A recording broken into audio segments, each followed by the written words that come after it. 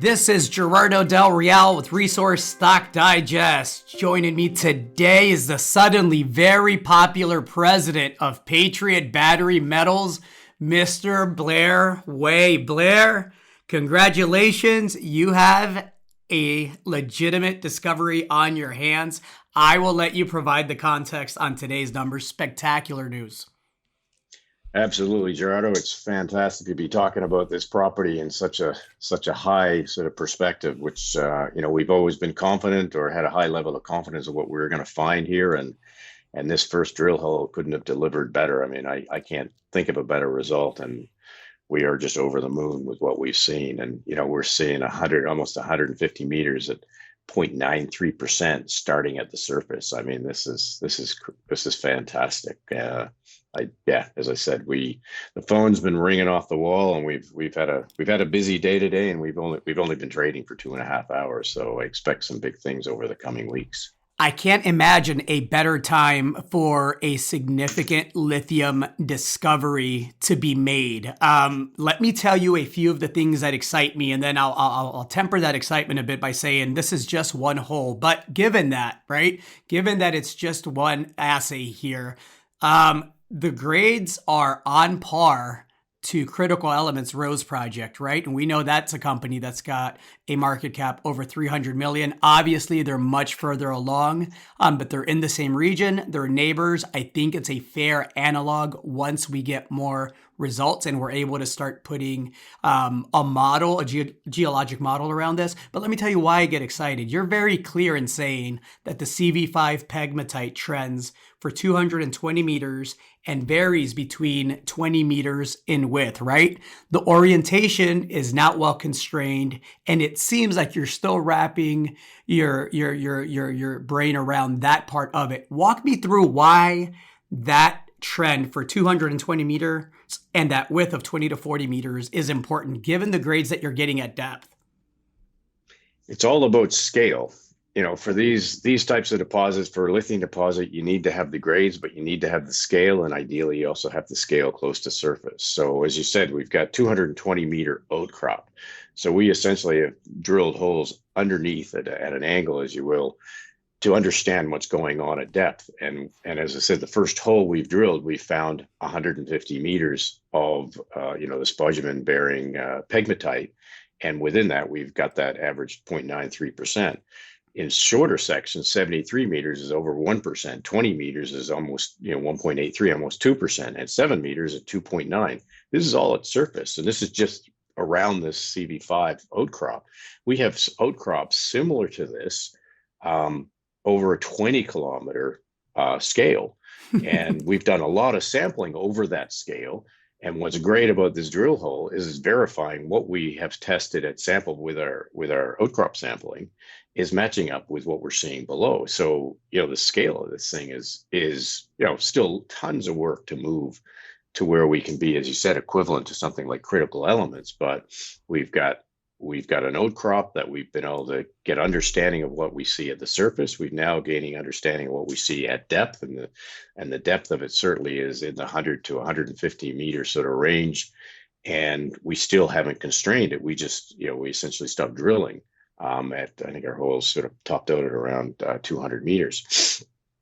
So, we're seeing the scale, we're seeing the grade. We've got 3 more holes, the results for 3 more holes for this CV5 area that we've been drilling. And then we've got to look at all these other outcrops that we've identified with the surface results and look at drilling those and understanding what we have for scale, not even counting the fact that we have tantalum numbers in there that are pretty impressive as well. And that ends up being just a sweetener for what we have. So we've got some scaling that we're looking at. We've got shallow. I mean, these outcrops, obviously they're right at surface. So we're not dealing with a whole crazy sort of stripping ratio. Obviously there's a whole bunch of work we need to do to understand what that looks like. But when you have these sort of numbers at surface and going down to the 150 meter mark, we've certainly got a pretty good early understanding of what we have, and it does appear to involve a limited amount of overburden. You were cautious in your description of hole one in saying that you were really encouraged by what you were seeing because you were seeing wide intervals of pegmatite, which had varying amounts of spodumene mineralization, right? And so I gotta believe that I know you're going to be cautious because it's your nature, Blair. But when I read in the release that holes 2, 3, and 4, some are 500-meter step outs, have wide intervals again of pegmatite containing varying amounts of spodumene, that's got to boost your confidence a bit in what you're going to see when you get some assays back. Yeah, and we were just hanging out for that assays. The labs had a challenge with this, and it's taken.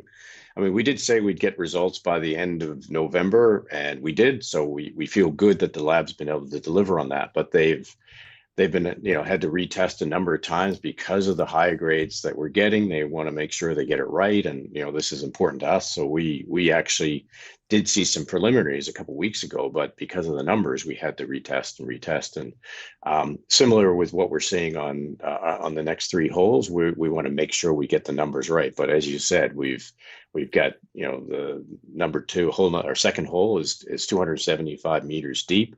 We know what we've seen in there. We're just waiting on the assays, and it's fantastic to have this first hole deliver such amazing results. And we can't wait to get the results for these next three holes, so it can start to give us a mini model of what we have here. And keep in mind, it's just at one of these outcrop area, the CV5, and it is amazing, to be honest, and we can't wait to get the results. You mentioned the tantalum. I know it's a byproduct, but it may be an important byproduct, being that there are, relatively, common mineral processing techniques that could make it a contributor, right, in a future economic study when you get to that point.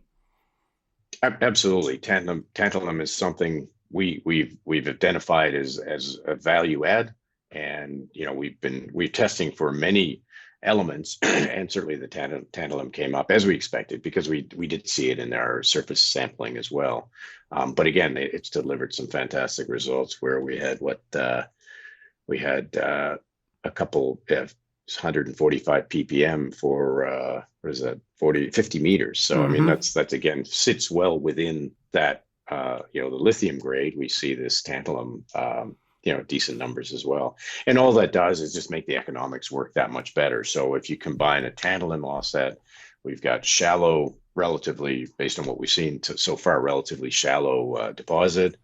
And we've got it's longitudinal, sort of in the east-west sort of trend, and coming to surface in a number of places. It certainly gives us a high level of optimism of what we have here as a very decent deposit that has good potential economics.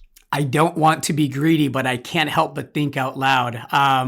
This lithium trend is a 25-kilometer long trend, but you also have a 10-kilometer long gold copper trend, that gold silver trend, copper gold silver trend, excuse me, Yep. that Yep. I know is least well understood because there's been least sampling there, but you have 10 holes pending from that trend as well, right?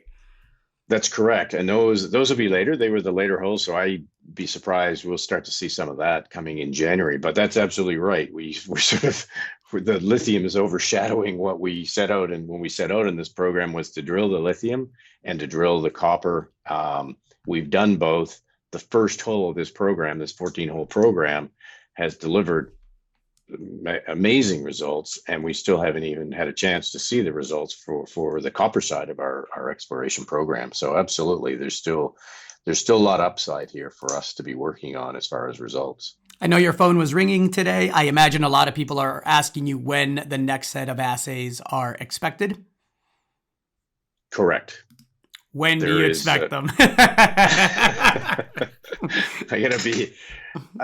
They should be in the next couple of weeks. And I'm always wary of that because labs are just taxed beyond comprehension. As I said, we had preliminaries on this hole a couple of weeks ago, but it took them 2 weeks to work it out. So as far as just fine tuning the testing to get the lithium numbers to be 100% sure they were right, and I'm hoping that we don't have that same sort of learning curve because they now know what we're working on. But it should be in the next couple of weeks, but I hate making deadlines that I don't have 100% control over. In this situation with a lab, I don't, but we we are relatively confident we'll have something in the next couple of weeks. So that's putting us pretty close to Christmas.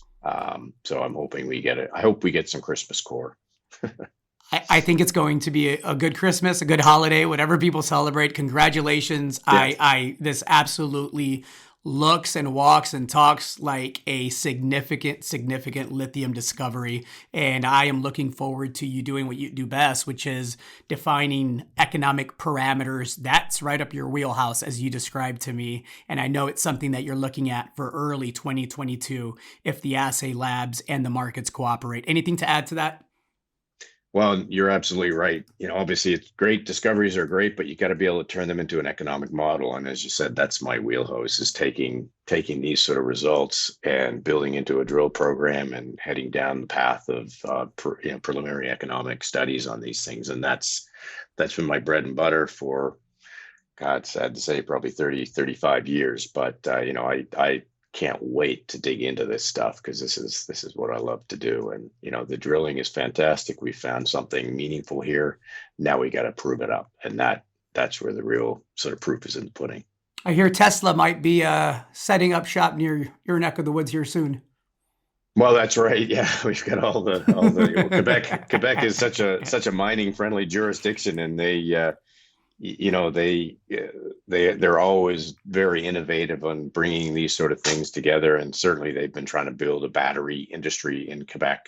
And there's all this chat with Tesla, so it would be fantastic. All those pieces of the puzzle line up, and they may well have they may well have a source for some of the commodities they're looking for. Great work, Blair. We'll chat soon. Thank you. Thanks, Gerardo. It's fantastic to be catching up on this. Chat soon. See ya.